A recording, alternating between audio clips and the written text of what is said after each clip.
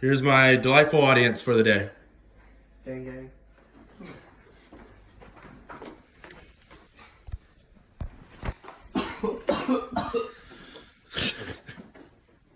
College football can be a big part of our lives during the fall season, but it can often be quite frustrating.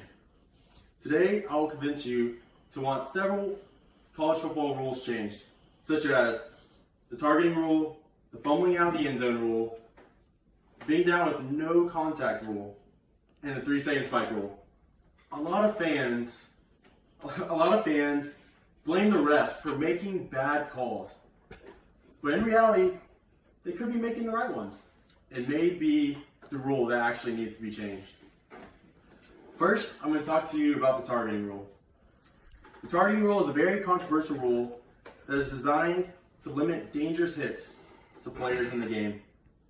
It results in a 15-yard penalty and an ejection from the game.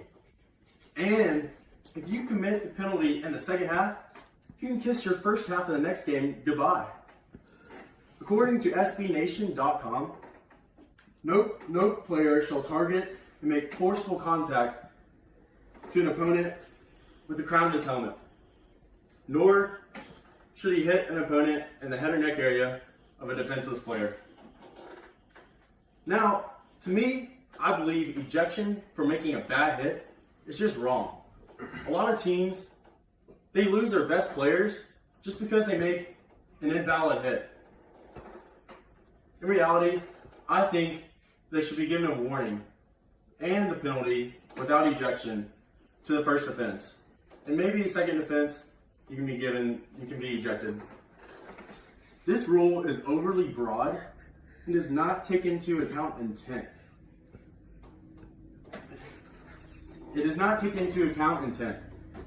An offensive player may lower his head and create the contact himself, and therefore the defensive player may not be in the wrong.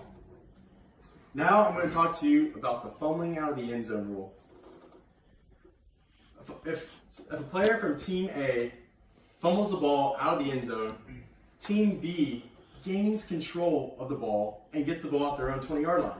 How does this make any sense if the defensive team didn't even recover the fumble? This is according to thecomeback.com.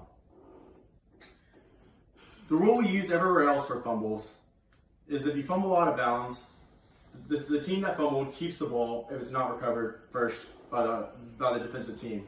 So why should it change for the end zone? A&M fans may be quite salty this year for this rule. In week 2 against Clemson, Courtney Davis was going for a game-time touchdown when he extended the ball across the goal line. But right before this happened, the Clemson guy knocks it out of his hand and into the end zone. Sure enough, Clemson gains control of the ball, and ultimately, A&M ends up losing the game because of this.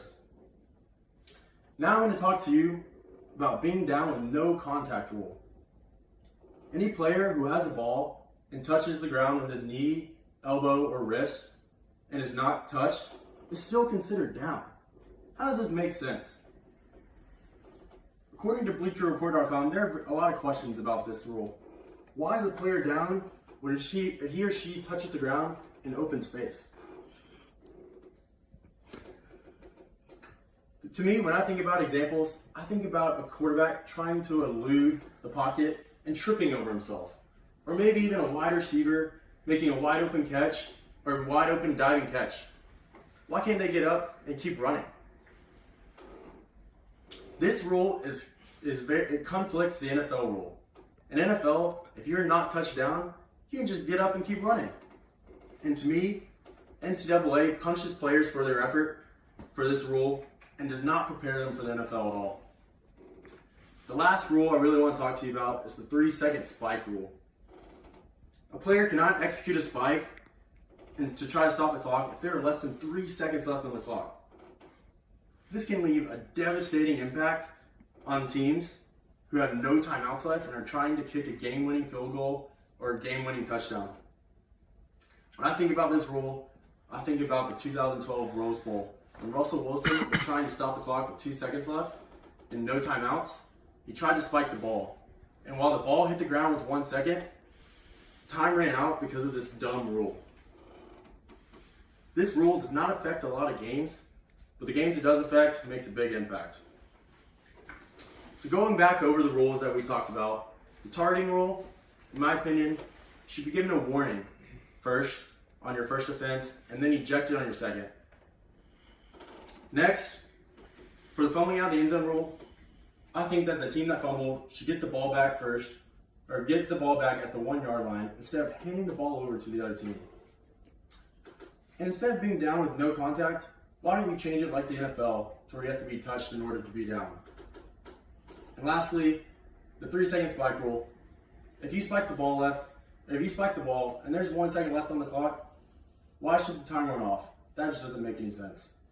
Now that I've told you about these rules, I hope that maybe you'll gain a better understanding of how I feel the way I do. Thank you.